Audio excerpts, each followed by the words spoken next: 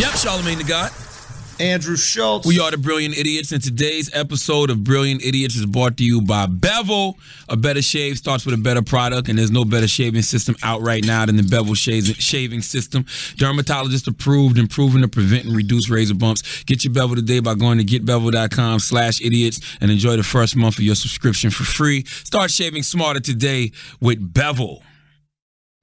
And this week's episode of Brilliant Idiots is also brought to you by Squarespace. Tackling your next move is more easy than ever with the help of Squarespace. Starting a business, changing careers, or are you finally launching that long hype creative project? No matter what, Squarespace gives you the ability to create an online platform from which to make your next big idea known to the world. And with Squarespace's award-winning templates, creating your website is a simple and intuitive process. Start your free trial today at squarespace.com and enter offer code IDIOT to get 10% off your first purchase plus a free domain. Make your next move with Squarespace. Also, go to brilliantidiotsmerch.com.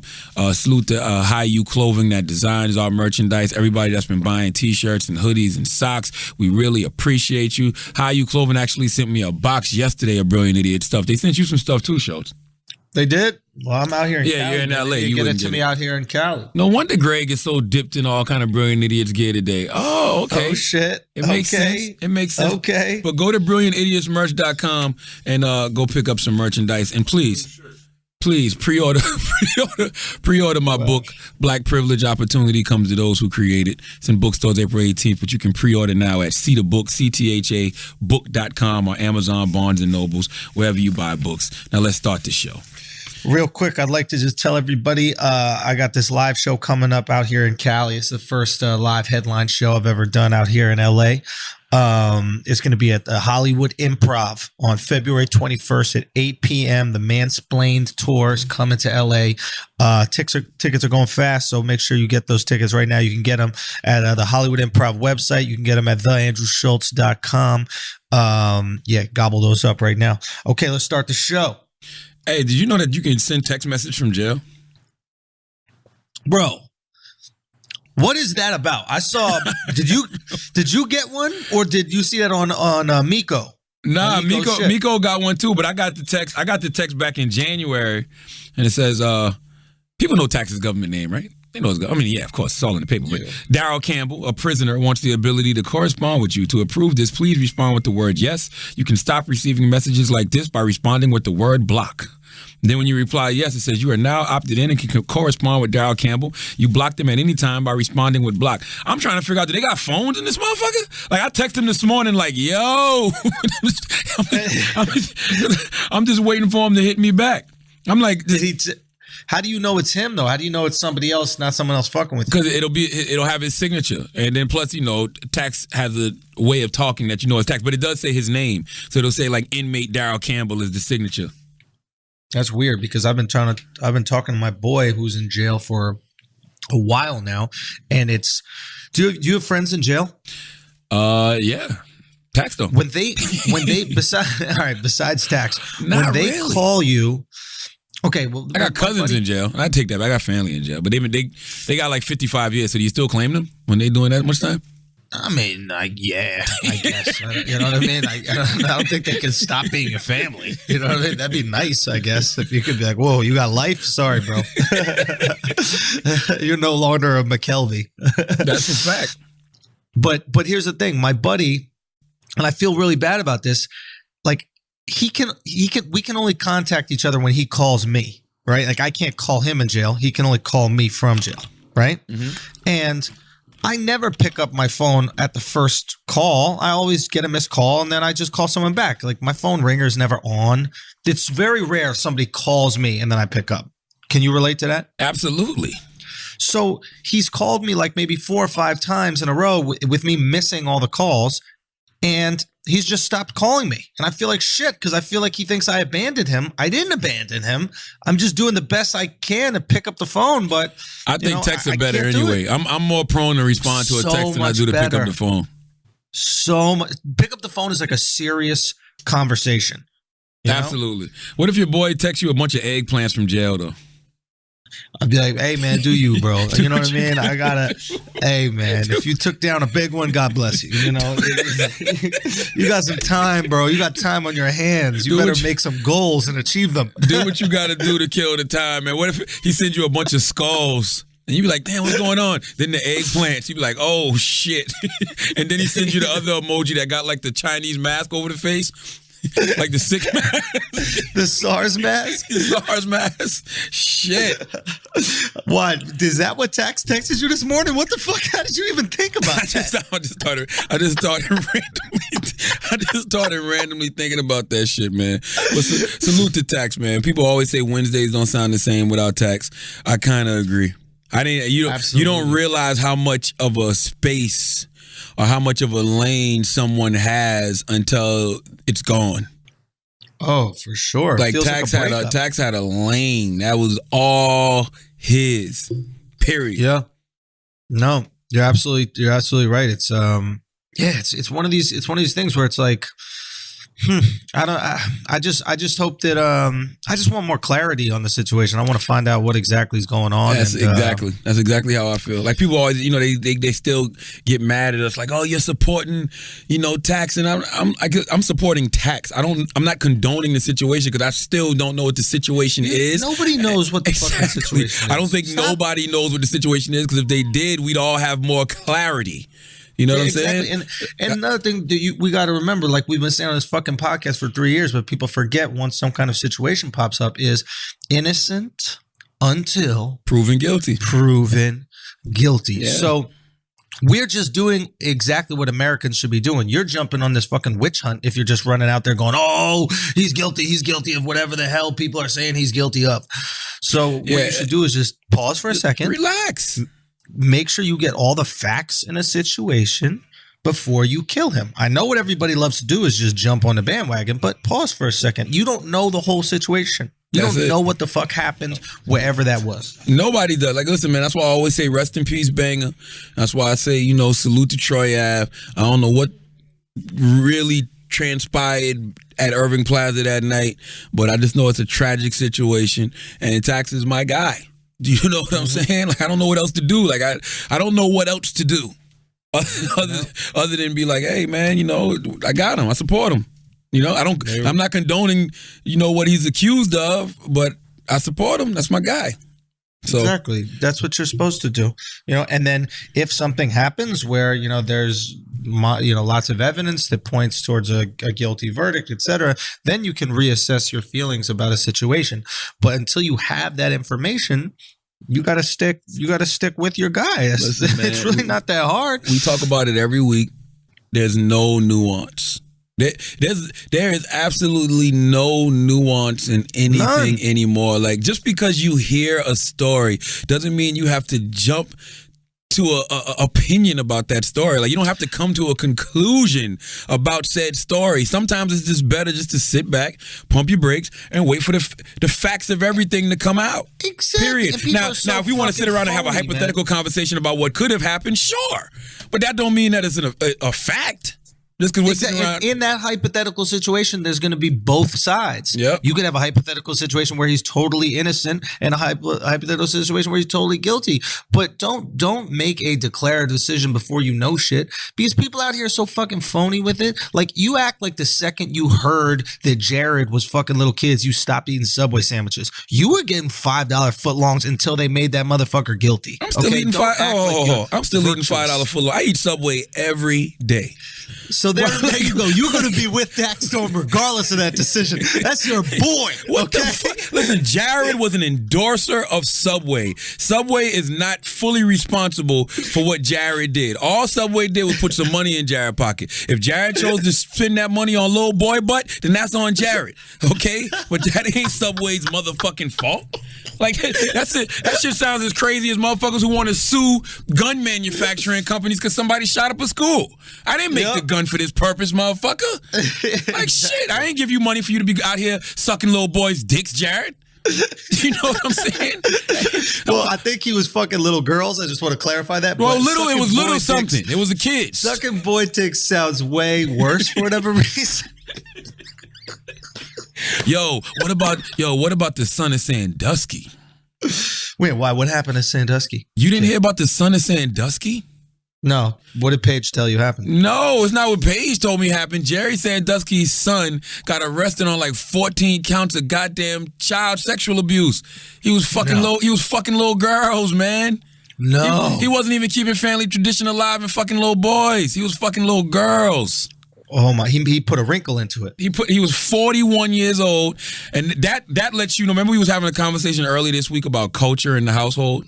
Oh my God! Yes, this is the culture that was going on in Sandusky's house because he was one of Sandusky's adopted kids. And remember, they said Sandusky was fucking one of his adopted kids as well. I don't know if this was that guy, but he was fucking one of his adopted sons as well. So all this little dude did was see the culture in his house and think that shit was okay. Bro, hurt people. Yes, indeed. This is crazy. So this guy molested him into molesting. The son of Sandusky. By the way, the sequel is scary, but not as scary as Jerry. Why? Jerry was the worst? What? Jerry? Because Jerry was more manipulative. Like, you know, like you hear stories of, you hear stories of guys doing things like that, the little girls all the time. Don't make it any less heinous. But the fact that Jerry was motherfucking manipulating these little kids and preying on their futures, and you know these little boys were in a program thinking they gonna better their life, and motherfucking Jerry was fucking them in the shower. They said he was slapping against the boy's ass, making a rhythmic pattern. Yo, remember the coach said that? Okay, yeah, I remember. The coach was like, he walked by the shower and he heard it on beat, like it was like the real love beat. Listen, like boom, boom. We need to talk to America's youth right now. Okay, this is very important. Football is not that important. Football is no way. $100 million. I'm with you. The money's not even guaranteed.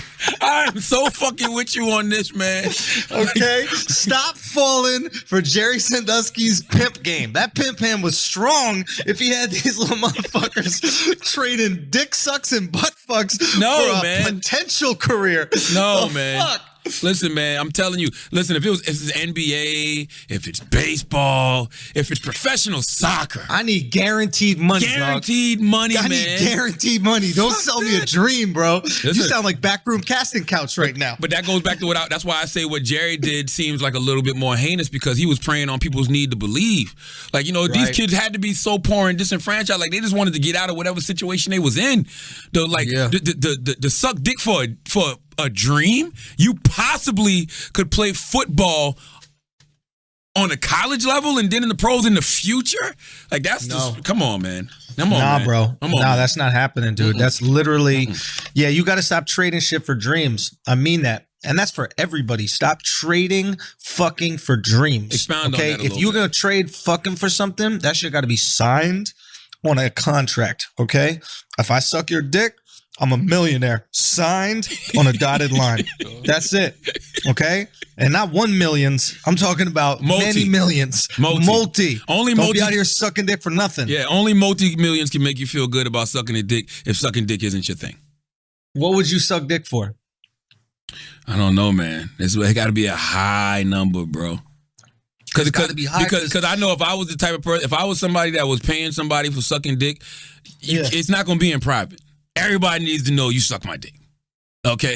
Okay, yes. You know what I'm That's saying? what you're paying for. Yeah, exactly. That's what you're paying for. I'm paying for bragging rights. Yeah, Charlamagne sucked my dick. All right? So the number got to be extremely... I'm going to be honest with you. I don't think nobody can pay me enough to suck no dick. Well, that's the thing. It's like money really can't be the bargaining tool or negotiation tool, because I know I'm going to get money. So you can't bargain with me when it comes to money. It's got to be something else. It's got to be like an illness. I want you to cure an illness. World peace, eternal life, something you couldn't offer unless you're God. Yeah. And we had this conversation a few weeks ago. You know, people aren't willing to do what they say they're willing to do for the Lord. Remember what we I don't even want to repeat it, but remember we had this whole conversation about if Jesus was to return, would you, if he asked you, okay? Yeah. Not into that. Would you what? Would you fuck his hand holes? Would you give him fellatio? See, I ain't say all that. Would you give Mr. Christ fellatio? Please forgive me. It's the last time I'm going to say that ever. All right, I will not repeat that ever again. Now listen, what you think about the Michael Flynn situation? Bro, I was tweeting about this shit earlier this week before he got fired, right? Because Camille Foster, I always go to Camille for information. When there's tons of like distracting information out there on the internet, I hit up Camille because I know that these libertarians, they're emotionless. All they care about is facts. I was like, yo, what do I got to care about with this situation? What's the real deal? And he sent me 2 things that Trump had done that are fucked up. I'm like, I know something's going on here. Where's Trump fucking up? Tell me what I really got to pay attention to, because I don't care about Mark Cuban tweets. Give me the real shit. He sent me the failed raid in Yemen that ended up killing an American, which people are saying is his Benghazi. They could argue it's his Benghazi, and basically the way that he broke that down for me is, in an Obama administration, what they would have done is just done a drone strike and then killed all the people around there. What Trump decided to do was go in there with what's it called, with personnel on the ground to try to kidnap. I don't know if you use the word kidnap, but basically keep some of the people there to get intelligence out of them. So it's a different strategy. I'm not saying one is better than the other, because you could argue that getting intelligence would, save more, American lives in the future, or save more. Either way, unnecessary life is lost in the future. Yeah, either way, unnecessary life is lost. Right. But my concern is with Trump is this fragile ego. And I'm worried he's going to be taking these chances and using American lives to take the chances because he wants a victory medal to tweet about, right? He wants to tweet out, we kidnapped blah, blah, blah, second in command of ISIS. This is what, a Trump administration can do, right? He's just trying to put shit on a plaque. So how many Americans are going to be killed because you want to put some shit on a plaque?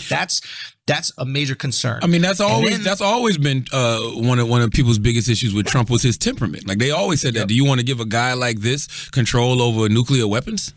Yep. And the ego, the security, right? Like the self-confidence. Like you need other people to validate you. I don't think I don't think Trump is self-confident. I honestly think it's the other way. I think Trump is probably one of the most. That's what I'm saying. He's one of the most insecure. Yeah, he's one of the most insecure people you ever met. I really believe that. That's my point, is in this validation through the eyes of others, right? So what are you willing to do to get that validation through the eyes of others? Are you willing to put Americans in harm's way? Right? What is the most important thing for you in this situation? If your validation is more important than American lives, then I think you're unfit for office. Right? So this Michael Flynn shit though, dude, is so interesting, because earlier this week, the other thing Camille told me, he sent me this fucking article, and this Michael Flynn motherfucker is corresponding with the Russian embassy during the election. He's going back and forth with these motherfuckers. What do you? And here's the thing that bothers me. And he lied to Mike Pence. He gave Mike Pence. He gave Mike Pence and Donald Trump some information that was untrue. That wasn't alleged. That was untrue. And we don't know. That wasn't alleged. He admitted to he said I misled. That's just a fancy word. He said I misled for Mike Pence and He said I misled Mike Pence and Donald Trump with information. And here's the reason why I'm glad that Mike Flynn is out of here. And just to put this into context for everybody, Mike Flynn was going to be the head of the NSA, or he was the head of the NSA. He was the national security advisor. He resigned. Right. So he's the national security advisor, and he resigned. Some people are saying that Trump fired him. It was a forced resignation. Whatever. It doesn't matter. Kellyanne Conway went on Today's Show and said he decided to resign because he's too much of a lightning rod. Because he's too lightning rod my ass. He's a lying rod. That's what the fuck he is. You're a fucking lying rod. Trump put a lightning rod up your asshole probably. So there's 2 situations here. One is Trump said, what the fuck, you lied to me and you lied to Pence. You're out of here. Or 2 is Trump told him to lie to Pence. And then it came out accidentally. I mean, that's possible, but I think you're thinking too deep. I think that all of them are in cahoots, and fucking Michael Flynn is the scapegoat. Somebody got to take the fucking fall for this shit. That's it. Absolutely. Like that's it. Yo, but here's the biggest problem I have with this Michael Flynn situation, why it scared me so much while he was still hired, right? This dude was corresponding with the Russian embassy. Now, you have to know, if you're a security advisor for the NSA, the highest level intelligence position that we have, that these correspondences you're going to be having with the Russian embassy are going to be recorded. I mean, you have to know that. At the minimum. If you have that position at the bare minimum. So the bare minimum, you fucking dunce. So you're basically, either you didn't know that they would be recorded, which is already you should be fired because of negligence and you're an idiot, or you knew they would be recorded and you were okay with them coming out. Both of them scare the shit out of me for somebody that's in a position with incredible responsibility. You gotta go. What else scared the shit out of me? What else scared the shit out of me is the fact that they said they told Trump this a month ago. So he knew. He's known for at least 3-4 weeks about this information. He did nothing. Wait a minute. Yeah, it's everywhere. Google it. It's in the New York Times. It says, as Flynn's downfall sprang from eroding level of trust. It said they told Donald. Let me read it exactly. Hold on. While you're trying to find it, yeah, I read that the only reason this information came out is because 9 or 11 different people leaked information to the Washington Post.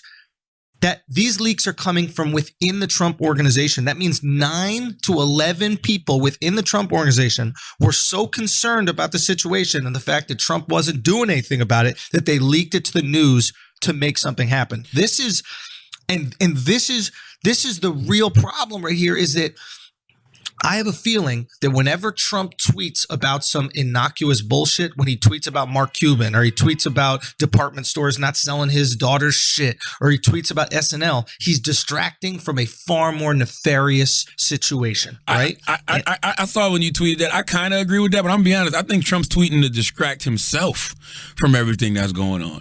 What do you mean by that? Because it was some shit. All right, well, the headline is Trump was told weeks ago that Michael Flynn withheld truth on Russia, but wasn't it some security advisors who said they don't even like to brief Donald Trump because they feel like he talks too much or something like that?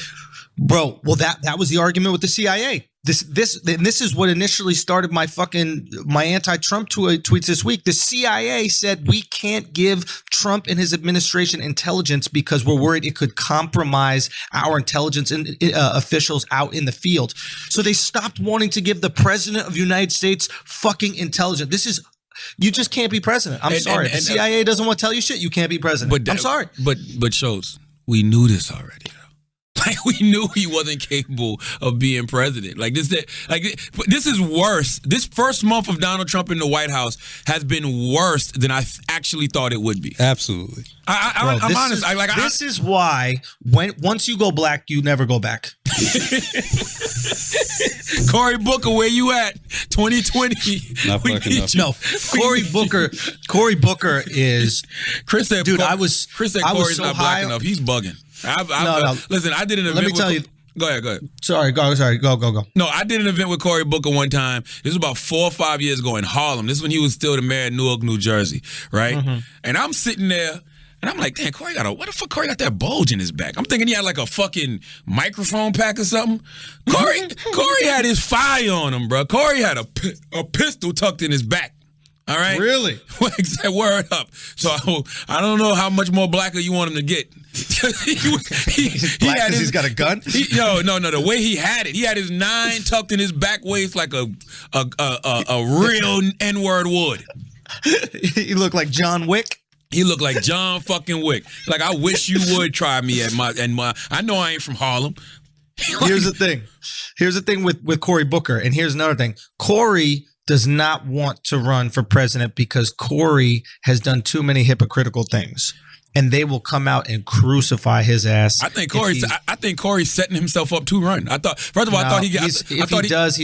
if he does, it's bad, man. Because I already saw, like, for example, Cory just voted down on Americans' ability to get he voted no on an American's ability to get much cheaper drugs from Canada. You know, like, he's doing all these things that are he's in the pocket of a lot of big corporations. He's in the pocket of big pharmacy. But does that matter anymore? He's in the pocket of no. Well, I think it matters for Democrats.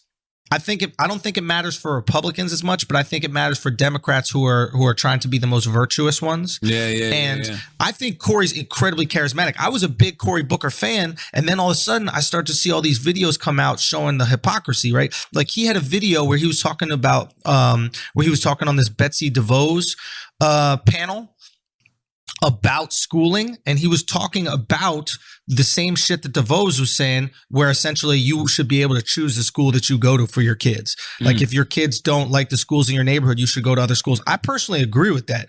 Like if the schools in your neighborhood are shitty and your kids are excelling in schools, I don't think you should be forced to put them in that school. I think that if there's a charter program where you can ship your kids to a really good school, you should be able to do that. I don't understand the argument against that, so to say. But my point is they will start to grill him on being a hypocrite because he's in the pockets of a lot of rich people. I mean, I'm with you, but I just don't know how much energy hypocrisy can stop people now. Like, and the reason I say that because you look at a situation like Michael Flynn. Michael Flynn is one of the biggest hypocrites I've seen in a long time. And the reason I say that is you can go back to that Republican National Convention summer of last year when Michael Flynn got up there and he participated in the lock her up chant when it came to Hillary, and he said that Hillary should be locked up because she posed a threat to national security, and he said if I did a tenth of what Hillary did, I'd be in jail right now. And I give him props because he did call for Hillary to step out the race, which he didn't, but he did resign or get fired, whichever one it was. But I just don't like people who can be that hypocritical. Like, we're all hypocrites in a way. You know what I'm saying? Like, we all contradict ourselves in a way. But if you're going to have that strong a stance 6 months ago, and then 6 months later do essentially the same thing, that's a different level of hypocrisy to me, bro. So I'm saying all that to say I don't think that being a hypocrite can really stop you nowadays, because they could have covered the Michael Flynn situation up. But I'm sure more. It's about to be more fallout. That's why somebody had to fucking get their head chopped off now. But if they didn't think more fallout was coming, Michael Flynn would still be sitting up there with a job. And the only reason I say that is because I watch everybody in the Trump administration just get on television, whether it's Kellyanne Conway, Sean Spicer, what's the Stephen Miller. Like, they just straight up lie. Like it's nothing. And then tell you they're lying. Well, that's an alternative fact. Oh, it wasn't a lie. He misled. They don't give a shit. So but I understand that is a great point about it being a difference between Democrats and conservatives. Conservatives have put themselves in a position where they can say any fucking thing. No, and that's Trump's. And that's Trump's, doing. I guess it's interesting that, like, we see what people care about. Conservatives, they care about hope and they care about their values, and Democrats, they care about morality.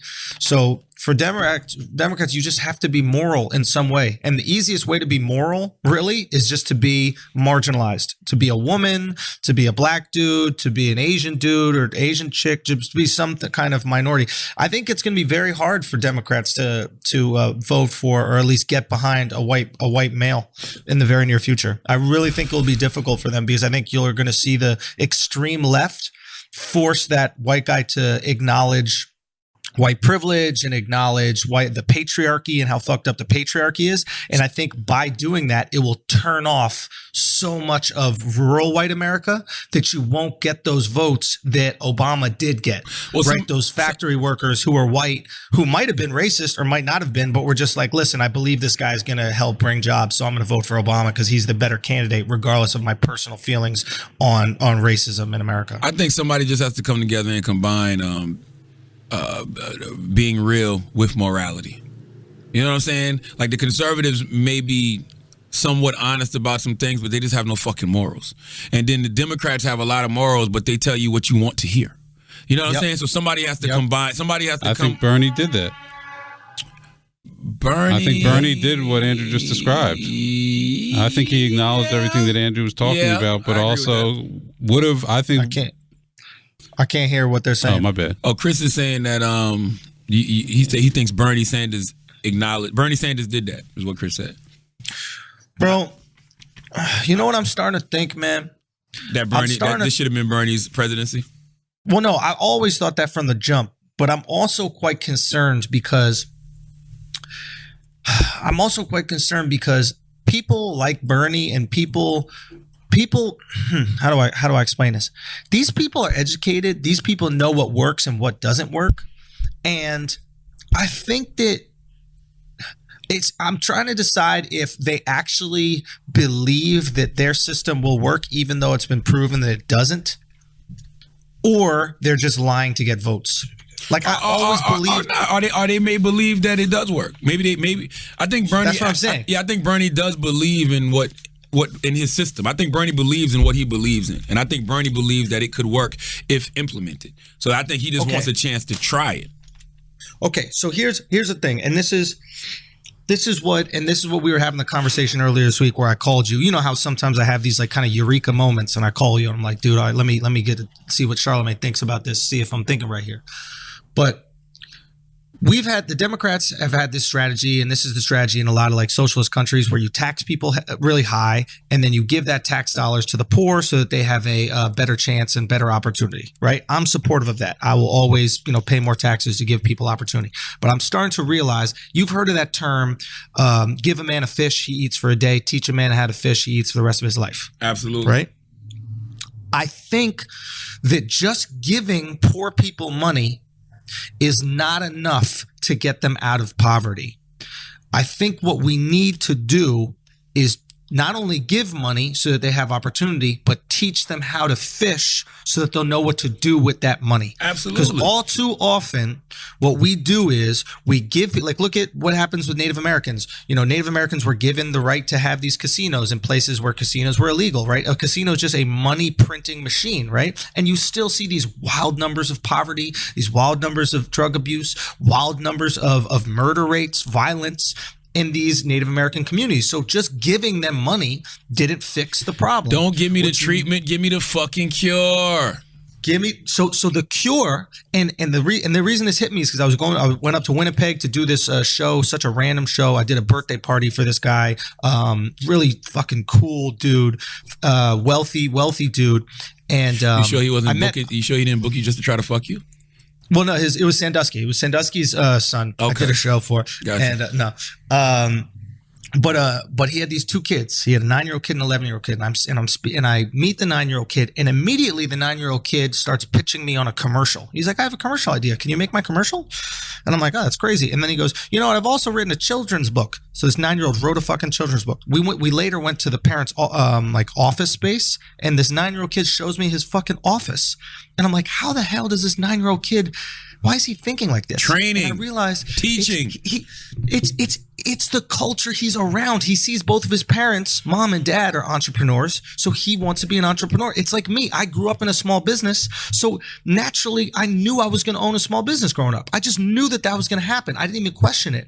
So my feeling is, in school, we have to teach values of entrepreneurship. We have to teach values of the most simple things. We have to teach finance. Like, I am ignorant when it comes to finances. I know nothing about it. Okay, I have a business manager that handles my finances, but I know jack shit about savings, about investments, nothing. Why am I learning Shakespeare in school and not how to save $5? That's absurd. You want people to get out of poverty? Teach them how to fucking do it. Teach them how to fish. Stop making them read Othello or Romeo and Juliet. That shit's not getting you out of poverty. Bro, what is getting you out of poverty is saving $5. Everything I learned in elementary school, middle school, high school, that shit don't do nothing for me now. I mean, it was great stories. You know what I'm saying? Every now and then I can pull out a nice Mice and Men reference and refer to somebody as George or Lenny. You know what I mean? But that shit don't. I was trying to help my daughter do her 3rd grade homework. Bro, that shit is so fucking difficult. I'm like, yo, what the fuck? I'm like, hold on. Like, I mean, it'd be the craziest questions like, Johnny has 6 apples. If Johnny has 6 apples and then he leaves 5 to Sandy, and then Sandy has 4 and then gives 3 back to Johnny, you like, yo, man, what the fuck is going on, yo? 3rd grade math is difficult as shit, and I don't use that in the real world. I don't. No. You're absolutely right. But I am trying to figure out ways to invest my money in the real world. I am doing that. But that's but they could have taught us that in school. Like things why aren't they teaching us? Why aren't they teaching us how to save $5? That's all. There's a great book called Rich Dad Poor Dad, and it teaches kind of values of saving money and what to do with your money and how to grow. Read that when I was 20. Wealth. Sorry, say it again. Read that when I was 20. Yo, man, yo, how about give us books? Like, I think there's 2 things they should be teaching in school. They should be teaching you about finances, and they should be teaching you about emotional intelligence. I think that. There we go. I think books like The Secret. I think books like The 4 Agreements. I think books like Seed of the Soul. I think The Outliers. I think things like that should be taught. Now, I'm gonna tell you something. We had Malcolm Gladwell on the Breakfast Club this week, and yeah, I saw that. When I was taking a piss. And salute to my guy, Bob. Bob works at Light FM. He does mornings on Light FM. And he goes, who y'all got on this one? I go, Malcolm Gladwell. He goes, no shit. He goes, man, when I was the program director I don't know if he was program director for Light, but with some radio station he was program director for. He was like, our boss used to give us Malcolm Gladwell books to read. And he would give us Malcolm Gladwell books to read so we'd be better when it came to marketing. And I was like, wow. Like, that's just somebody trying to give you a higher level of consciousness, a higher level of education, something that you will actually use in the real world. Listen, all these books that I've read, that I just named, I actually use these principles in my everyday life. Like, I've seen where they have come into play. I still have not seen a need for motherfucking mice and men anywhere in my life. I'm serious. It's the thing, because obviously these stories like of Mice and Men or like, Old Man in the Sea, these kind of stories, they teach us interesting values of humanity, right? They teach us compassion. They teach us, love and like how to do the right thing in the right moment. Mice and Men taught you how not to be friends with retarded people. Like, please. And also don't let a retard touch your hair because they won't let go. They got supernatural strength. Yeah. They might hug you and kill you. Yes. So just stay away from them. Okay? Exactly. It basically just taught us how to like ostracize retards. That's all that book really taught us. It's like you could give them. You're right. You could give them an opportunity, but they will turn into Harambe. So don't let them get that too close. He had to kill him. He did. He put him down. For his own good, for the safety of the people, and for the safety of himself, he had to kill a retarded guy. Tell me that of Mice and Men that Harambe and that little boy wasn't the exact same story of Mice and Men, right? Lenny is Harambe. How did nobody make that meme? I want to know how nobody made the meme. Everybody forgot about Mice and Men. That's the shit we learned in high school that nobody thinks about no more. Listen, if they had read Mice and Men, they would have made that gate a little bit taller. They would have made that fence a little taller. That was the meme, man. They had to put poor Lenny and Harambe down for no goddamn reason. Harambe wasn't bothering nobody. Lenny wasn't bothering nobody. But when that fucking gorilla gets in contact with humans, and when that retardation gets in the population with the same people, problems happen, man. Big problem. It's too soft. Now that human skin is too soft. That human hair is too soft. They can't let go. Yo, you know what's so crazy? I don't know if this was like this in y'all school, but when I was in high school, the mentally challenged kids used to eat lunch by themselves. They used to be in trailers in the back. They used to ride a different bus, the little short bus. They wasn't letting them be around us. No, they know. They can't put them on a full-size bus. Are you kidding me? That was dangerous. They shouldn't have did that. They shouldn't have had those retarded kids and then taught us Mice and Men. What if somebody brought a gun to school and started killing the retarded kids just because they felt like, they were a threat because of damn Mice and Men? That's fucked up, man. They were doing everybody a favor, some Minority Report shit? I don't like the picture they painted of Mice and Men. I like when they put them in the light of like radio. I like Corky from Life Goes On. Yeah, but not all retards are good, right? Just like not all humans are. Stop saying retards, man. Why? I don't think that's the politically correct. I think you have to say it all the way out. Retarded. Okay, so I can call someone retarded. I just can't call them a retard. Yeah, I don't think you can. How soft are we as a culture? I don't know, man. I just take away the ED and it's fucked up. It is a term for it now, though. It's an actual. Who cares what the term? Listen, the term is retard. What? Okay. No retard has ever been upset at being called a retard. That's a fact. Dwayne said mentally mutated. Mentally, no, there's no mutation whatsoever, okay? Mutants have special powers, okay? Yeah, you're right. So let's just keep it at that. Let's just start educating the fucking kids in school and teaching successful values, because honestly, you know what it is? My mom would always talk about this, and this shit never kind of hit home for me until recently when I saw this 9-year-old kid who was writing books and all this kind of shit. And she was like, where I'm from, where I grew up in Scotland, it was this very kind of like working class area. And if you tried to be better than working class, you were looked down upon.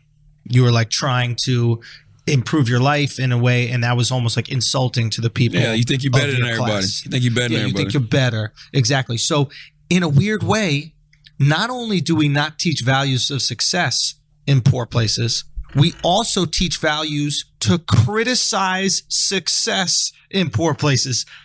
Like we're keeping ourselves say that again now. Not only do we what? Not only do we not teach values of success in these poor places, right?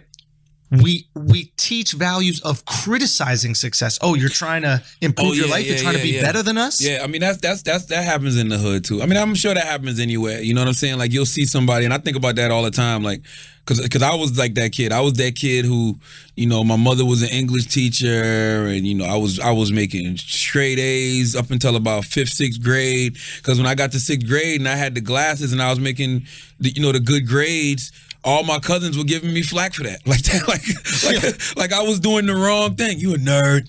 You want to hang you want to hang out with all the smart kids.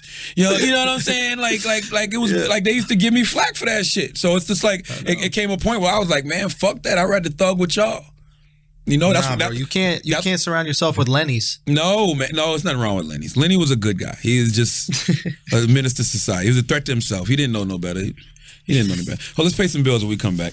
All right, bet. All right, now this week's episode of Brilliant Idiots is also brought to you by Blue Apron. Not all ingredients are created equal, so it's important to know where your food comes from. Thankfully, for less than $10 per person per meal, Blue Apron delivers easy-to-follow recipes along with pre-portioned ingredients, courtesy of over 150 local farms, ranches, and fisheries across the United States, right to your door. Blue Apron sends you higher quality food at a better value by cutting out the middleman and delivering ingredients at their most fresh. And fresh, high-quality ingredients makes a real difference in your cooking. And because Blue Apron ships the exact amount of each ingredient required for a recipe, there's no food taste. It's everything you need to make a sustainable and delicious home-cooked meal in 40 minutes or less. Some of the upcoming meals in February are cashew chicken stir-fry with tango mandarins and jasmine rice, roasted pork with apple, walnut, and farro salad, crispy barramundi with quinoa and roasted carrot salad.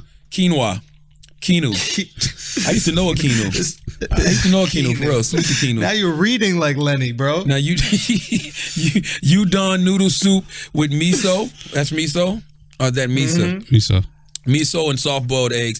Check out this week's menu and get your first 3 meals free with free shipping by going to blueapron.com/idiots. You'll love how good it feels and tastes to create incredible home-cooked meals with Blue Apron. So don't wait. That's blueapron.com/idiots. Blue Apron, a better way to cook. I ordered the lamb, beef, and mushroom stew, so You ordered something that wasn't Asian, Chris? Wow.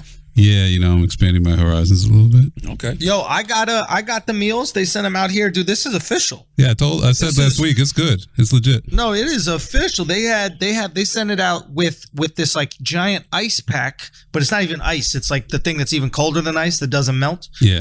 And that keeps the meat frozen. And it separates it from the other ingredients. Like they got even like little, like the tiniest little bit of like salt and like they give you that little package in the paper bag with all the little like the salt, the sugar, little vinegar, sesame oil. Think it's gonna be drugs. Yeah, yeah, but these women know y'all ain't cooking this shit though. That's why you get a woman to come in and cook it though. Come on now, come on now. Pimping ain't dead. Listen, what'd you think of the Grammys? Man, I want to ask you first. I mean, I've been said the Grammys were culturally out of touch. I said that years ago. You know what I'm saying? Okay. Like, I mean, they just historically the shit that's really popping, they haven't like awarded. Like, I mean, come on, Tupac and Biggie don't have Grammys.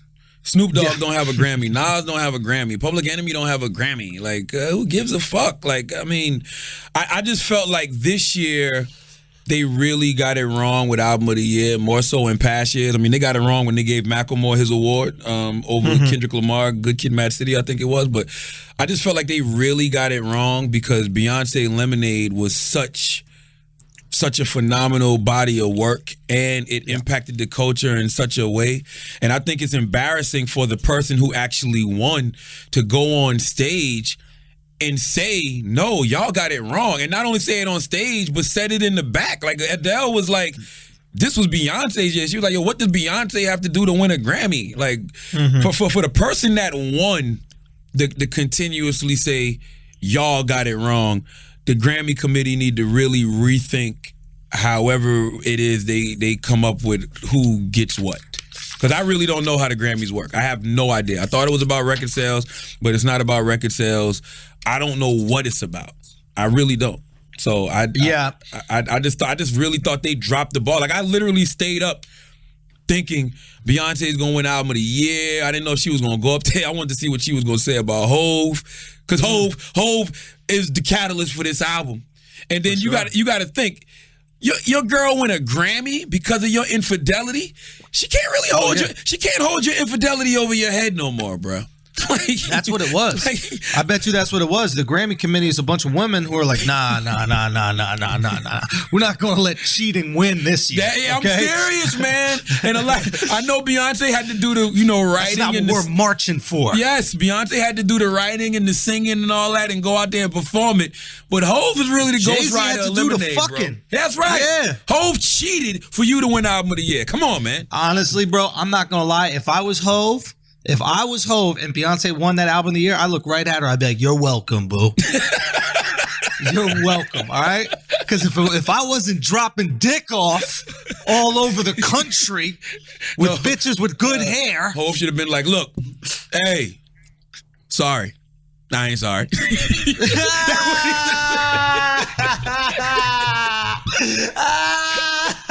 I will say though, everybody was up in arms when Adele said the whole thing about her black friends, which didn't bother me because why are we getting mad at adjectives, man? Like if your black friend, okay, she specifically said my black friends. All right, cool, she got black friends, great. But I'm just thinking because I'm just thinking always about great moments. I feel like she missed a moment. Like she missed an opportunity to like really use her privilege to combat prejudice. Because if you're going to get on that stage and say, your Beyonce's music makes my black friends want to stand up for themselves.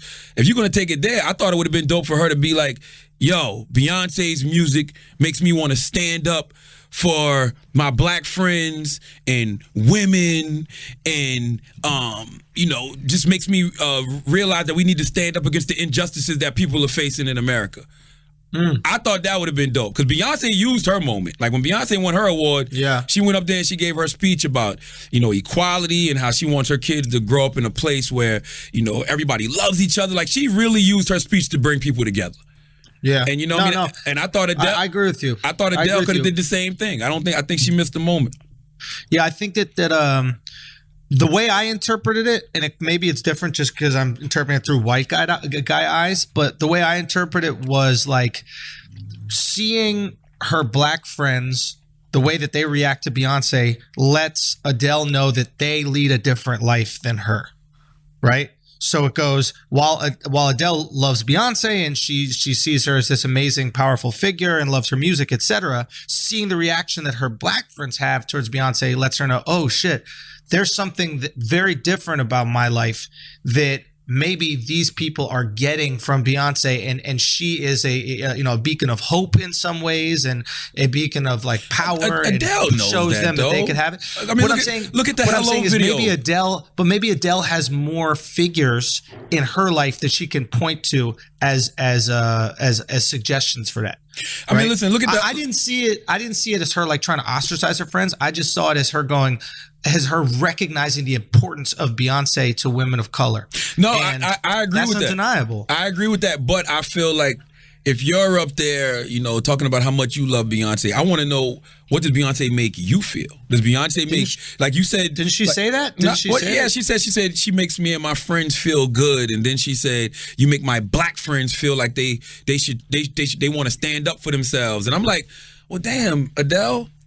It'd have been more powerful hindsight of 2010. It'd been more powerful to say Beyonce makes me want to stand up for women, for people of color, for people facing injustice. Like I just think that would have been such a dope moment because one thing you never see, right?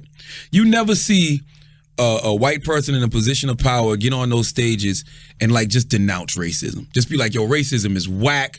Prejudice is whack. Why can't we all just get a fucking along? Now, you see people stand up for LGBT at these shows. You see people stand up for motherfucking women. You see them stand up for Muslims. You see them stand up for climate change. So why don't you ever see that when it comes to... that you see that all the time with white people. I don't understand where you got that idea that there are white people that are not out there trying to stand up to racial injustice. I specifically said white people in positions of power. Those are the ones that are... Timberlake. And then he does it and he gets destroyed for it. He tried. Like, you're dead if you do. You're dead if you don't. Nah, Justin tried. I mean, listen. I fuck with Justin. Justin tried. But he didn't really say anything. All he said was inspired by Jesse Williams. You know what I'm saying? Like, why is it always this coding when it comes to certain shit? Like, just straight up say it. Same way we can say homophobia is whack. Same way we can say, treating the environment bad is whack. Say racism is whack. Didn't Meryl Streep say that exactly on stage? I don't know. You're just not paying attention to white people. No, I pay attention to Meryl. I don't remember Meryl saying that. Let me look up Meryl's speech. She said it twice. She said it at the Golden Globes, and then she just said it again. I think at like the SAG Awards or something. I know Meryl spoke out against Trump. I don't know if it was necessarily out against racism. She spoke out against Trump, and then she spoke out against the racism that he projects. And then there was a bunch of people that accepted awards. There was a guy from Stranger Things, and he spoke out against it, etc. The reality is just nobody cares when people are doing good things. We only care when people are doing bad things. I don't believe that. If you listen to the acceptance speeches in these last few award shows, there's always some white guy or white chick that is using it as a platform to speak out against it, but it doesn't make news because that's not sexy. What's sexy is Adele saying black friends and all of us going, well, see? Shit, look, we're back in the 1860s. Yeah, it's fucking slavery time because Adele said black friends. Oh my God.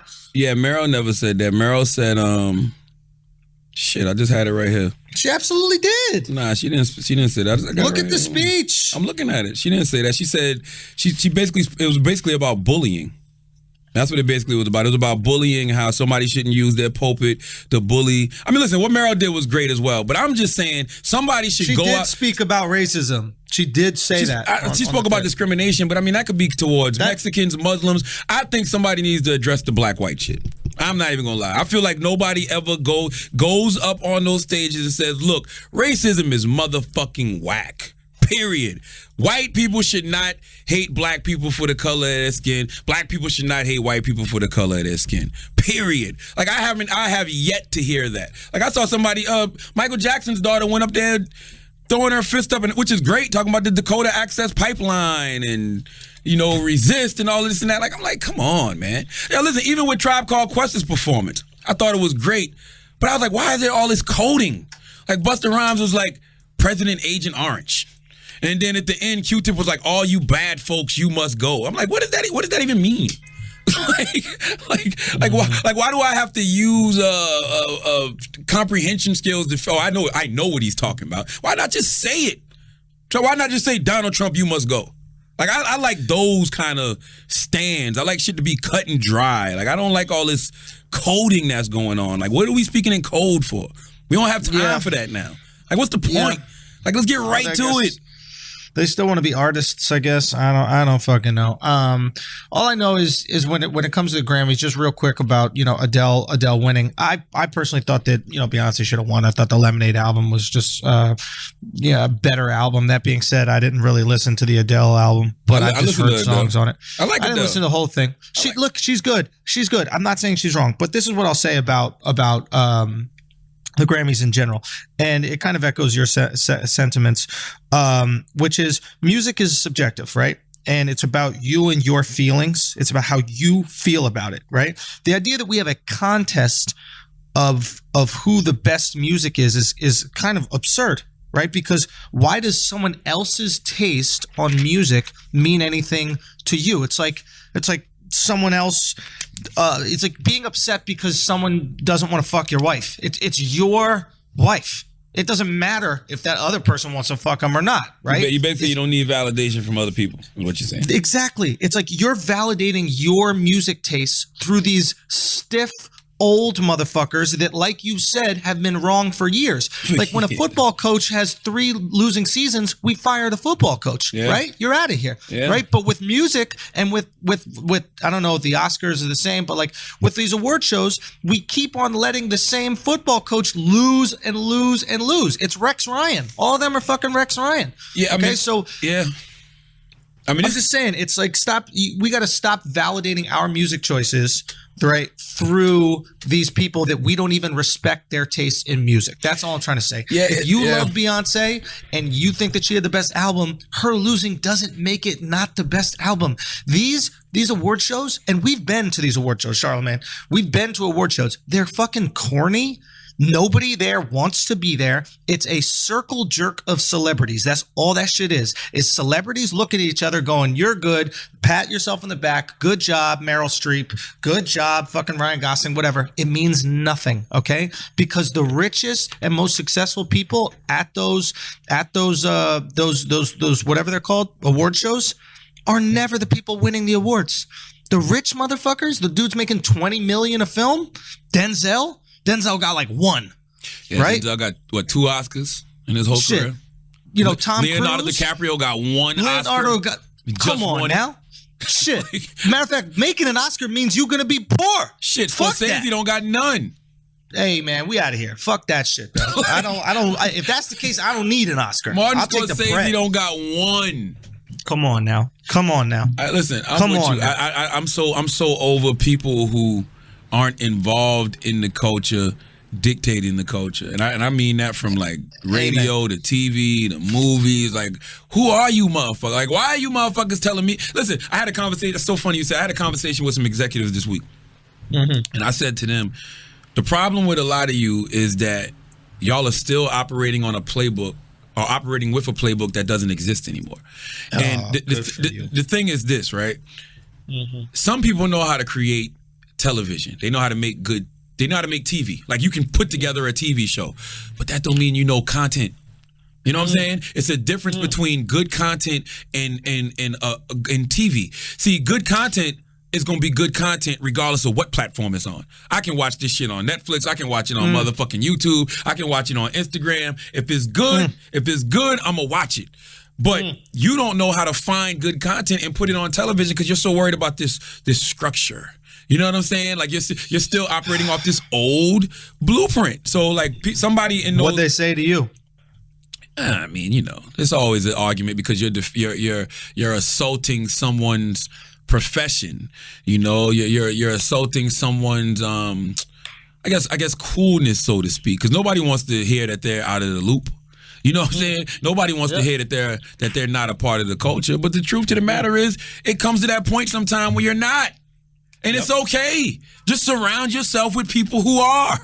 Adapt or die. Adapt or die. Like, it's not hard. Like, stop sitting around with a bunch of motherfuckers. That's the problem. It's a bunch of motherfuckers sitting around in a room who don't know shit about the culture.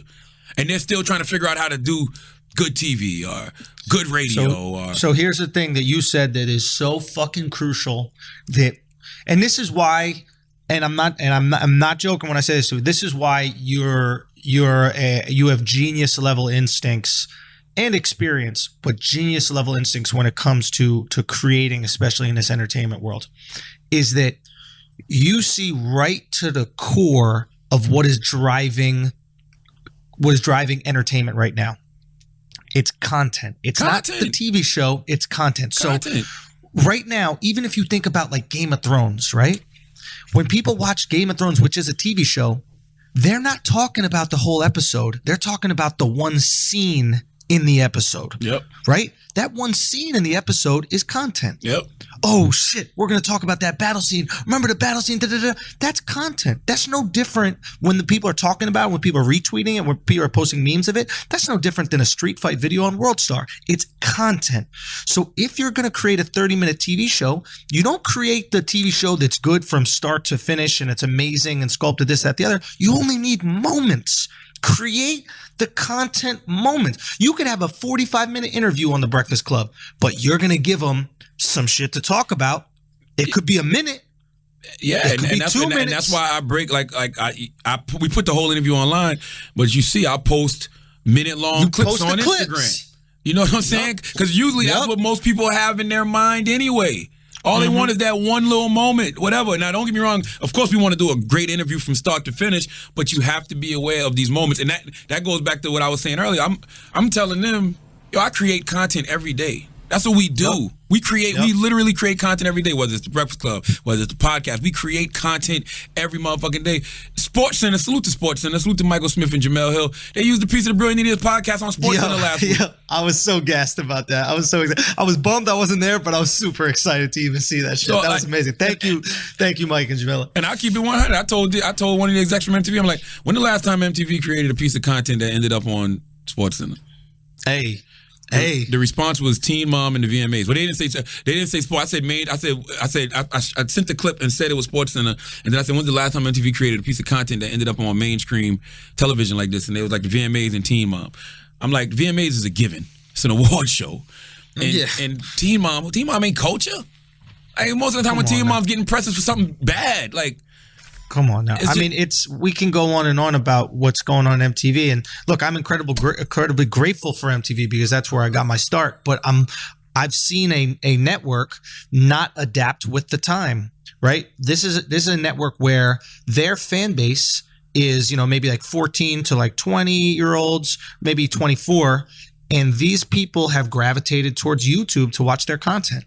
That's where they watch their content. Because you know why? You know why, Schulz? Because they want good content. Like that's all it boils down to. Like, stop trying to everybody got to stop trying to structure things so much. Like, we're really making this more difficult than this. I tell music industry executives this all the time too. I'm like, when I see music industry executives who aren't adapting to how these kids are consuming music now and how these kids are becoming stars, same thing with radio. Like, you got guys on radio that are getting 20 million, 30 million plays on SoundCloud. They're selling out shows. They have an audience already. And radio's just like waiting. Like, it's still not there yet. What do you mean it's not there? It's already there. They've made your job so easy. This is the next guy. You know what I'm saying? This is what you should be playing right now. It's proven already. It's proven. People like it. The content has been proven. It's mind-boggling to me. It's really mind-boggling to me. Never could it be easier to tell. I mean, all YouTube does is categorize interest, right? Like, if you have tons of views on YouTube and people are consistently watching you on YouTube, that means people fuck with you. Yes. It's really not a risk. It used to be a risk. There was no YouTube. So you put someone on TV hoping people fuck with them. That's the focus group. YouTube is the fucking focus group. Simple. Like, it's really just that simple. Like, they do in radio, they do something called call out research hooks. Where they have somebody on the phone and they play the hook, a little bit of the song. People will say they're familiar with it, they're not familiar with it. I'm like, you can't even do that. There's no need for that anymore. Like go online. Everybody that has blew up I'll use Chance the Rapper as the perfect example. I remember last year, maybe February. And we was talking about, Power 105's Powerhouse show. And I was like, yo, we need to get Chance the Rapper to headline at Powerhouse. Everybody at that table looked at me and goes, huh? Chance? Okay. Nah, not Chance. One guy at the table said, my son loves Chance. By November of last year, Chance was the biggest shit. I mean... Year before that, same conversation happened with Future. And when I said Future, one of my bosses was like, Future?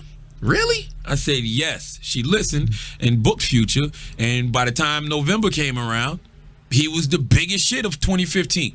You know what I mean? Or 2014, whatever year it was. I don't remember. But all I'm saying is, it's right there for you to see already. You know what's next. You know what's about to happen. So everybody that's in these positions, whether it's radio, whether it's TV, whether it's movies, get you some people around you that know content. You already know television. We know that. You know radio. We know that. You know movies. You know that. But do you still know content? That's what you need to be asking yourself. And do you know what content these kids are watching? Like, if you're 50 years old, you have to understand you're 50. Okay? You have to understand the things that are interesting to you are not going to be interesting to 16-year-olds. Yes. Or to 20-year-olds or to 24-year-olds. And if you're making television for 16 to 24-year-olds, you have to get in their minds. And you have to talk to them. And stop taking things off the internet and then making it TV. Like, this is what they do. God. They take things off the internet and then they water it down to fit a TV format. Then it goes on TV, and the kids that used to watch them on the internet are like, this is not what I like. This ain't the same content. It's the same people, but it's not the same content. If you're not giving me the same content I'm getting online, why am I going to leave offline? This is what people don't get, right? The internet is the bodega. The internet is your local CVS. The internet is your local Walgreens, right? It's the shit that's right next door. It's open 24/7. You just go there when you need some shit now, right? TV is a fancy ass restaurant. You can't sell ho-hos and ding-dings at a fancy-ass restaurant because the expectation is higher. Yes. So if you're taking internet things, right, you're taking the CVS shit, you're taking some fucking Raisin Bran and you're selling it for $20, $30 at the restaurant, people are going to be upset because the expectation is much higher. Yes, if you're not going to take something off the internet and elevate it, leave it alone. There it is. So what you can do is take something on the internet and then make it better. Like you said, elevate the shit and make it live up to those expectations. Make that dessert take it from a ho-ho to the most exquisite dessert ever. But understand, people are paying for this TV shit. And not only are they paying for it, you're making them wait. You're saying you got to show up at 9 o'clock to see the shit. The internet, I can see it whenever I want. Anytime, right? The internet is your fucking side chick. That's your booty call. Right? The booty call can come over dressed however the fuck she wants. No. TV is the side chick nowadays. Talk to me. I just believe that. I believe the internet is the main chick. Like, listen, it's this great TED Talk. It's a great TED Talk out right now. It's this week's TED Talk. It's called Screen Time Part 1 and Part 2. And it talks about how we're all living through our screens. Everything is on this phone. Like, I haven't watched TV yet today. I just haven't. You know what I'm saying? But I've been on Instagram. I've been on Snapchat. I've been on Twitter. I know what's going on in the world. You know what I mean? I know more about the Michael Flynn situation because of, New York Times Online or Washington Post Online. I get the newspaper every morning. I didn't read the newspaper. I get the newspaper comes every morning. I pick it up and I put it down and I don't even read that shit. Everything is through the phone. I have not watched television one time today. I will when I go home tonight because Blackish is on. You know what I'm saying? But other than that, no. So I'm saying I feel like TV is the side chick nowadays. Our little small screen smartphones and our laptops is the main boo. Fair. I guess what I was saying when it comes to side chick was meaning like the side chick can come over in sweatpants because it don't really matter. You're just fucking anyway. Listen, I guess the moral of the story is I just like the freedom of creativity. Yeah. And I'm seeing more freedom of creativity online than I am on television. It's refreshing when you see it on television. When you see a show like Atlanta, it's refreshing. When you see Game of Thrones, it's refreshing. You know what I mean? I watch Blackish, it's refreshing. Like, these shows are actually really good to me. You know what I mean? Like, and they're creating moments, bro. They're creating moments. Like you said about content. And honestly, I think that's a huge key. Content, creating content within the show. Blackish had that moment where Anthony Anderson explained what it was like to be black when I didn't see the whole clip, but it went viral. But what it was like being black with this type of president, with Trump as a president. Oh yeah, I saw that episode. You know what I'm talking about? Absolutely. And people were talking about this. They weren't talking about the whole episode, but they were talking about this content moment within the episode. And if you can't articulate if people don't understand and execs don't understand when you're articulating this thing, they're just not doing their job right. TV has changed. They need to change or the ship will sink. It is as simple as that. Hey, that's the other thing I hate too. Before we pay this next bill, I hate having to explain cultural things to executives. And that was my other point to this executive. I said what needs to happen is people need to stop making TV for people in this building, meaning that you're making TV for all the other executives to get. Like, you know what I'm saying? When you need to be making TV for the culture to actually get. Like, if you're 40 plus years old, 50 plus years old, white guy, whatever, Spanish, from wherever, and you're watching something and like you're reading a script and it says, "Yo, man. Yo, let's go downtown, man. This such and such restaurant got the best meat." Pause, and then the guy goes pause, and you're like, why is there a pause here? What does this mean? Like, what is it? Like, you're out, you're done. like you're done. You're not a part of the culture. It's over. Like, I'm watching Insecure on Insecure. Molly's talking to Issa, and Issa picks up her phone, and Molly goes, "What you on, Shade Room?" If you don't know what the Shade Room is, you're done. Like, that shouldn't be a note. Like, we don't know what Shade Room is because you use another website. How about Perez Hilton? Perez ain't popping like that no more. So all I'm saying is, if you don't know the culture, get out of the way.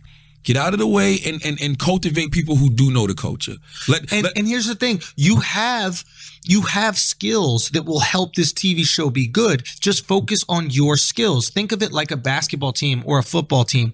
Right now, you're like Vince Carter or you're like Ray Allen. You used to be the marquee player. That you got a little bit older, but you could still shoot a three. So if your three is structure, get out of the way of the creatives, get out of the way of the content, but just make sure the structure is tight. And make sure you can add value. These people are trying to not get fired, right? By putting their 2 cents in constantly. But what they're doing is just making shows fail. You're making it worse. Listen, you know TV, I know content. Stop trying to make this content TV. Okay, and let's just come together and show me how to structure this already good content. Everybody's not a creative, bro.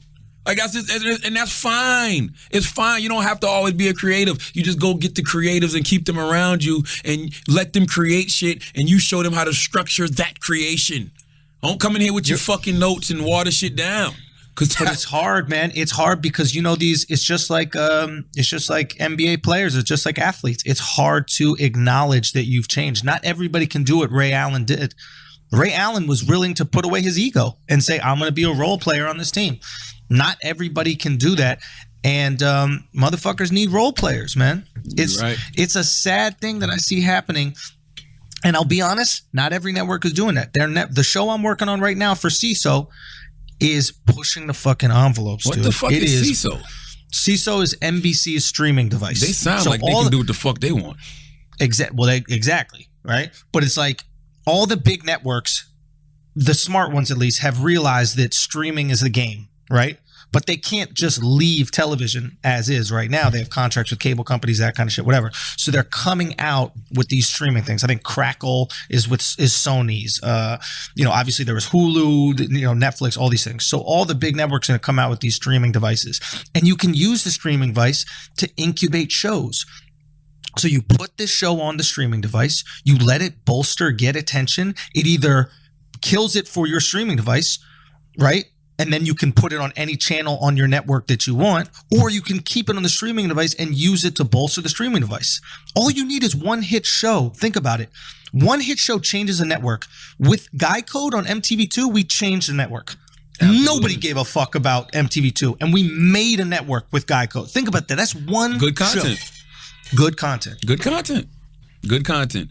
All right. Salute to Bevel. Thank you to Bevel for supporting this week's episode of Brilliant Idiots. Up to 80% of black men and women experience razor bumps, and up to 30% of all men and women experience razor bumps. You don't have to be a part of these statistics. Start shaving smarter with Bevel and watch razor bumps become a thing of the past. Bevel is dermatologist approved and proven to prevent and reduce razor bumps on your skin. How does Bevel deliver that bump-free shave? The Bevel razor uses a single blade which cuts hair above the skin, not beneath, so you can avoid those painful ingrown hairs. Your first kit comes with everything you need to get started.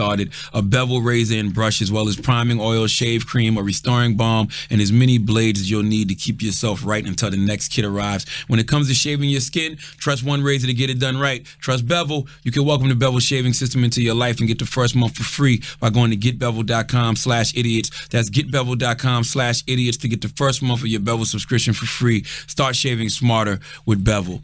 Also, thanks again to Squarespace for sponsoring this week's episode of Brilliant Idiots. We're halfway through February, and we need to know, have you made your next move?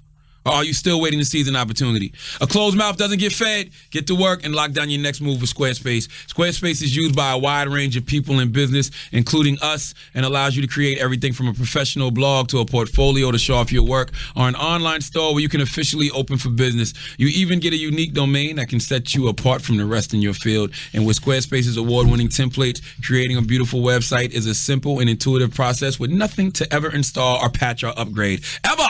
But if you do find yourself lost and confused, Squarespace award-winning 24/7 customer support can help you with any problem, no matter how technical or trivial seeming. Start your free trial today at squarespace.com and enter offer code IDIOT to get 10% off your first purchase, plus a free domain. That's squarespace.com, and offer code IDIOT to get 10% off your first purchase. Squarespace, make your next move, make your next website. Also, what the fuck was I about to promote? Oh, purchase my book, Black Privilege. Opportunity comes to those who create it. You can pre-order now at ctabook.com, cthabook.com. The pre-orders are doing great. You know what I mean? So thank you. And also salute the High U Clothing.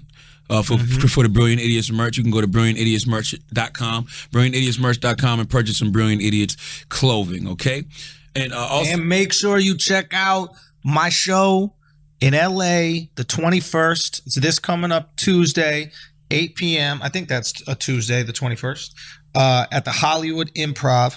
So make sure you check that shit out. You can get tickets for that, theandrewschulz.com, or you can go to the Hollywood Improv's website and you can get tickets right there. Yes, it is Tuesday, 8 p.m. in LA. Oh, and Uncommon Sense is coming back for season 3. Okay. It starts next Friday, February 24th, 11:30 p.m. It's going to be live. So yeah, MTV's. Who's the first guest? I don't know yet, man. I don't know. I had somebody in mind, but they're not available till a couple weeks later. So I don't know. We're gonna figure it out. It's gonna be a lot more socially conscious this time around. You know, not socially conscious in the way of, you know, like CNN or anything like that, but just, you know, dude, we're gonna talk politics all the way. And not just, I mean, it's so crazy, man. Everything is politics. I was watching SportsCenter, salute to Carrie Champion, and Carrie was talking to, I forgot who she was talking to, but she was like, yo, politics is everything now. She was like, you know, a lot of people want us to avoid talking about politics, but you can't because they're in our world. Because you'll have like the head of Under Armour make a statement, and then you got Steph Curry and what's the other young lady name? Oh, man. What's the young lady name? Misty Copeland. Misty Copeland, they making statements because they're endorsing Under Armour. So, you know, it just comes, it comes into that, it's bleeding over into everything. Like, you can't avoid this administration at all. Greatest reality show I've ever seen. Fuck E. CNN is the new E network. Instead of keeping up with the Kardashians, we keeping up with the goddamn Trump administration. It's actually amazing to watch. Saturday Night Live has not been funny in years. The Trump administration has provided them enough content for them. It's layups. It's layup. Get Melissa McCarthy to play Sean Spicer. I don't know what they're waiting on to let Rosie O'Donnell play Steve Bannon. It's layups. like you can't fuck this up if you tried. No, it's good. You're absolutely right. It's I couldn't agree more. Did you get some pussy on Valentine's Day? Did I get some pussy on Valentine's? No, man. You know I'm celibate. Did you do anything for Valentine's Day? I didn't do shit. What did I do on Valentine's Day? I went to dinner with my boy. Gay! Gay! Dick talk! Dick segment. Jesus Christ. You went to dinner with your boy on Valentine's Day? Bro. Yeah, man. I need a wife, bro. I need to stop fucking these girls. I need to settle down. I need a wife and I need to have some kids, man. I really think that's what's up. It's time for me, bro. It's really time. I gotta stop. You don't mean that. I'm not happy just sleeping with these girls, man. I need to settle down. You just hit somebody with the hezzy. You know somebody's listening to this, and you know some girl that you're interested in, and you've been lying to her, telling her you want to settle down. She doesn't believe you, so she hasn't given you the pussy yet. So that was your version of the hezzy for her. You hit it with no, I'm being for real, bro. It's, you know, it doesn't make me happy, man. You know what I think that we suffer from, and I was talking about. I just did the No Jumper podcast with my boy Adam. You should listen to that shit. He's got a dope podcast he does here at LA, the No Jumper podcast. So watch that shit, listen to that shit, whatever. But I was thinking about it, it's like, I think that we suffer right now. Well, you're married, so it's different, but like, I think we suffer from too many options. Like back in the day when we lived in 100-person communities, the hottest thing about a girl was she wasn't your cousin, right? Like you were like, oh shit, you and I don't have the same DNA. I want to fuck you. That's awesome. Now we're concerned about boobs and ass and nice feet and good teeth. And if she's tall or if she's fit, if she has good metabolism, like there's all this shit that I have to, or not I don't have to, but I am thinking about where I'm like dating a girl. I'm like, but you know, her feet are a little fucked up and da-da-da. Like, I wish I didn't have to think about any of that shit. Get rid of the dating apps. Get rid of everything. There's too many options. Give me 2 options. I'll choose the better one, and I'll fucking settle for that. Well, you know what Chris Rock used to say back in the day, a man is only as faithful as his options. So, I mean, yeah, it's got to be hard if you're single nowadays because there's so much shit coming at you 100 miles per hour. Why would you settle down when you got so much different options coming at you 100 miles per hour? Because we got to settle down to have a family. And furthermore, not even a family, like, empty. When you sleep with these girls, you know, on a certain level, you're doing it, one, because you're a man and you just want to get off, but a certain way, it's validating, right? It's like you sleep with a beautiful woman and then you get to say, oh, wow, that beautiful woman slept with me. I must be good.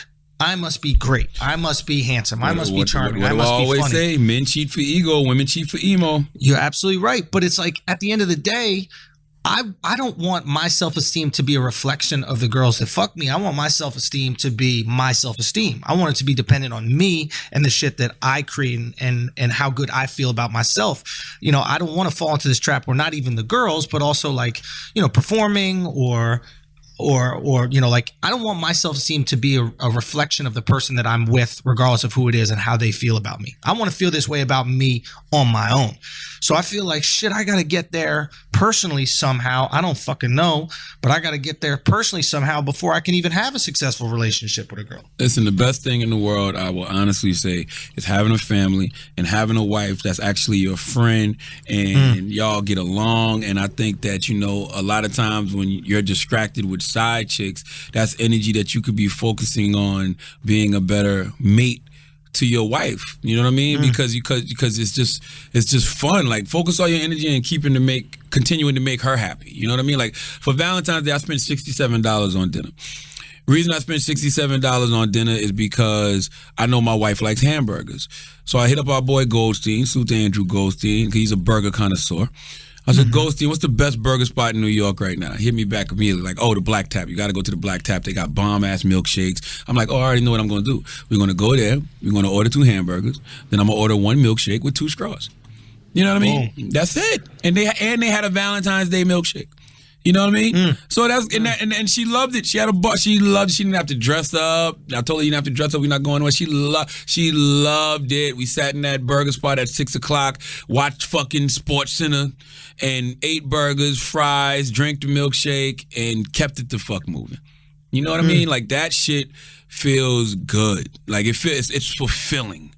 It's more fulfilling than putting your dick in another woman's mouth. Don't get me wrong. That feels good too, but it's not fulfilling. It's a difference between feeling good and being fulfilling.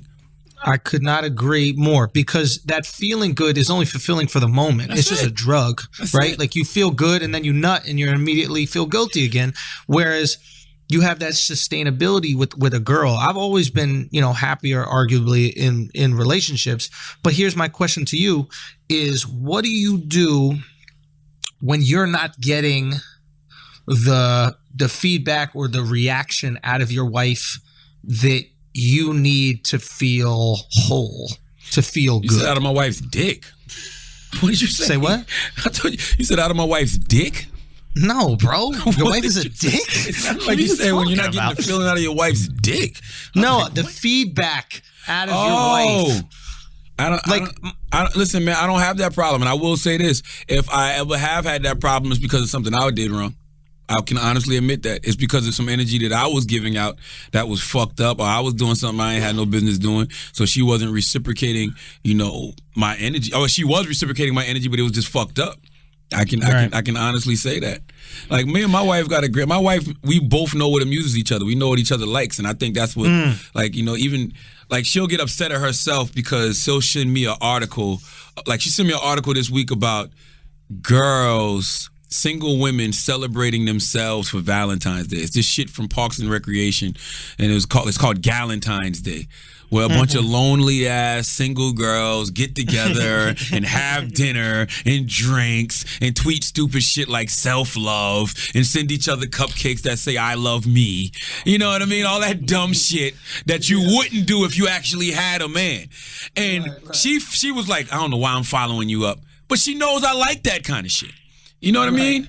So that's the type of relationship that you have. Just like, I know she likes hamburgers. I know she would like this. She likes the simple things. You know what I mean? Yeah.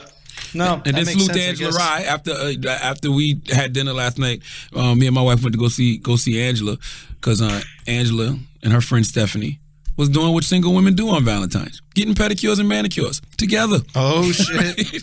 Oh shit! There you go.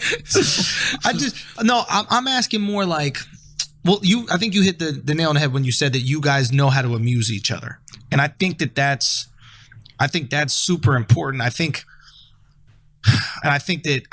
that's what I'm valuing more and more as I get older. It's so funny. When you're younger, you just try to find the hottest chick. And then the older you get, you're like, man, I want a girl I could talk to and have a fucking conversation with. Absolutely. Like, enjoy the same things. That's number one on my list. Got to be able to have a conversation with you. Oh, dude, because what I've realized about me personally is that when it comes to a girl, just in my past relationships, it could be a great girl that I really love and everything like that. But if I can't amuse her, I start viewing myself as a reflection of that lack of amusement, right? And then it makes it difficult for me to be around her because, and she might be amused, I just don't see it or know it personally. That's my own insecurity, right? So now it's hard for me to be around her because I'm just getting reinforced that I'm not amusing to her, right? So I want to work on that myself where I'm not a reflection of that. You know, with people in general, like I don't want to be a response to the company I'm around. I want to be myself regardless. But at the same time, I think it is important, like you said, to just have that baseline ability to amuse, you know? Yeah, and I mean, I think a lot of times you also got to realize that in a relationship, it is a lot of give and take. It is a lot of compromise. And y'all not going to do everything together. Like, it's okay to recognize that y'all are a collective unit, but y'all are also individuals. I don't watch Scandal. I don't watch How to Get Away with Murder. So when that shit come on, I shut the fuck up. You know what I'm saying? I go in another room and read comic books. You know what I'm saying? Like she not into everything I'm into. I watch Sports Center. She don't want to see that shit. You know what I mean? But that's why you got more than one TV in the house. And that's fine. And you have to know that if I go in the other room and I'm watching TV and she's in the other room watching TV, it's not that we don't get along or we're mad at each other, we don't like each other. We're just doing two different things in this moment. That's the most important thing about living under the roof with another person or being in a relationship with another person, knowing that everything y'all do isn't about each other. You know what I'm saying? Like I can go do something else. It's not a reflection on you at all. You're not boring me in this moment. You just know I'm not into that shit. And vice versa. Like, so if you get over that, you're fine. But that is a struggle. Sometimes girls will assume if you want to do something else, it means you don't want to hang out with them. But it's not that I don't want to hang out with you. Like sometimes I don't want to have pizza. It doesn't mean I hate pizza. It just means I'm in the mood for, spaghetti. That's it. It's simple. Yeah. The one thing you'll realize sooner than later, though, is the best reason to be in a relationship is the fact that, two reasons. Number one, you can't suck your own dick. That's true. And number two, unprotected sex it feels the greatest. And being in a relationship, being committed to one woman allows you to have unlimited raw dick. Yes. Yeah, you can get unlimited raw dick, Charlamagne. No, I mean get unlimited raw dick. No, Paige confused me because she's staring at me. You know, I got to go do this other podcast. I'm going to do the Girls That Fucked podcast. You ever heard? Oh no, what's it called? Guys I Fucked. Guys I Fucked. Guys We Fucked. Guys We Fucked. Guys We Fucked podcast. Oh yeah, of course. I'm going over there to talk to those young ladies. Yeah, I know those two girls. Those two girls do stand up. Oh, they're comedians. Yeah. It's they do stand-ups, and this is also hysterical because when their podcast was starting to get popular, I remember bumping into her and I was like, you know what? Yeah, guys, I'll do your podcast anytime. Like I just, I'm on a very popular podcast. I have a very popular podcast. I was willing to, spread some of the podcast love, and they're like, yeah, we'll definitely arrange it. And I think they blew me off. And it was like, I don't even want to be on your podcast that much. I'm just thinking about helping you guys out because I happen to be one half of one of the most successful podcasts out. I think they was around before us though. Yeah, but we were bigger before them. No, man. They're pretty big. Yeah, they always in the top 10. And I remember that because when we first started debuting, it's names that I would always see in the top 10. I'd always see Joe Rogan. I'd always see Bill Burr. And the title of their podcast, the name of it sticks out. Guys We Fucked. No, it's great. Great idea. But I like both of the girls. They're nice girls. And I'd always see them around the comedy clubs. And I imagine people like kind of hit them up on some shit like they want to get on their podcast to get exposure or something like that. And it was never even anything like that. I was just like, yeah, I do a podcast. Maybe you guys will get some listeners if I come on, that kind of shit. I thought now that I know that you're going over there, I think they were blowing me the fuck off. I'm going to ask them that. I'm going to say, yo, Andrew Schulz told me that y'all blew him off. Exactly. When all I'm trying to do is spread podcast love. Okay. I'm trying to help women out. I'm trying to empower women. and they didn't want it. You see that kind of shit? They didn't want Fuck these bitches. Whoa, wow. That was Andrew Schulz. That was Andrew Schulz, ladies and gentlemen, not Charlamagne. But no, but have fun. Have fun on the podcast. They're both cool. I'm out. And listen, I'm gonna be in Austin, Texas this weekend too. Saturday, I'm gonna be where am I, Paige? I'm speaking at the Black Excellence event in Austin, Texas for Sonia Richard Ross. What's her husband's name? Yeah, Claudia Jordan's hosting with me, and David Banner's a keynote speaker. I know I got to wear a suit as well, so I'll be there this Saturday in Austin, Texas. So, yeah, Austin. That's what I meant to say. Anything else, Schulz? I'm good, man. That's it. All right. As always, if you listen to this podcast, you think we're smart.